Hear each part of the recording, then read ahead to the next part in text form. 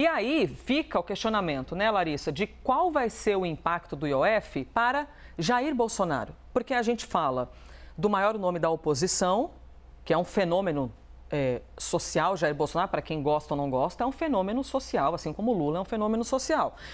E mesmo estando inelegível, ele se coloca ainda, movimenta muita gente, né? A base de Jair Bolsonaro é muito, muito ativa. Qual que vai ser o impacto para o ex-presidente da República, todo esse caos, minha amiga, do IOF? Tudo bem, Elisa? Bom dia para você, para Bel, para quem está em casa também acompanhando a gente. Elisa, para o Centrão, né, que querendo ou não fez parte ontem também das manifestações, como você disse, daqui a pouquinho a gente traz alguns detalhes. A análise é que essa questão do IOF, que apesar de, por exemplo, tem nada a ver com a direita e Jair Bolsonaro, acaba ajudando naquela teoria que acompanha os bolsonaristas desde sempre. Uma perseguição do Supremo Tribunal Federal a eles e de que o Supremo estaria invadindo os outros poderes. Eu conversei hoje pela manhã com alguns líderes ali do Congresso do Centro, também com alguns políticos ligados a esses partidos, republicanos, PP, o próprio PL de Jair Bolsonaro, e eles estão fazendo esse cálculo de que acaba permitindo que os bolsonaristas façam mais um link, digamos assim, né? Que liguem as coisas ao Supremo Tribunal Federal e de como ele tem interferido nas decisões do Congresso Nacional. E isso já fica claro, inclusive, nas últimas postagens que a gente vem vendo relacionadas a esse assunto, desses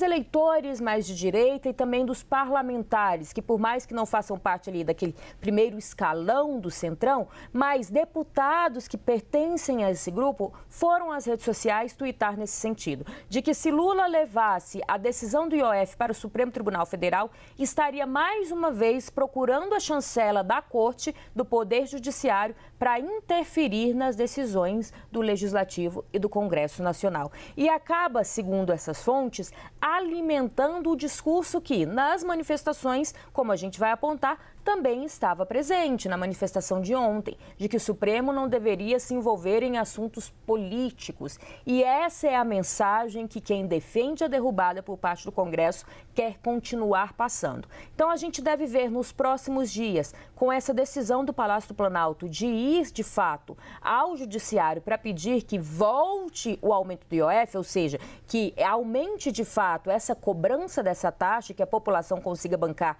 esse buraco de 12 bilhões no orçamento público, mas a gente deve perceber nos próximos dias, no decorrer dessa semana, o tom dos partidos de centro de crítica ao Palácio do Planalto, linkando com a questão da invasão do Supremo Tribunal Federal às decisões do Legislativo. Elisa? Minha nossa, e aí decidir de onde vai cortar, o que vai cortar, né? Dos 800 bilhões, por exemplo, em benefícios fiscais, que são dados a diferentes setores da sociedade. Será que alguma proposta como essa, risos nervosos, será que alguma proposta passaria no Congresso, né, gente? Vamos cortar, então, o benefício fiscal? Tentaram fazer isso com o PERSE. Lembra aqui? Nem lembro quando foi isso, ano retrasado, primeiro ano de governo.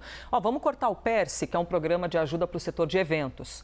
Porque a pandemia já passou, o setor de eventos está bombando, as festas estão cheias, a galera está lá paquerando, curtindo a vida, lotando todas as baladas, os shows e restaurantes. Aí o Congresso falou, não, precisamos manter ainda 20 bilhões de reais.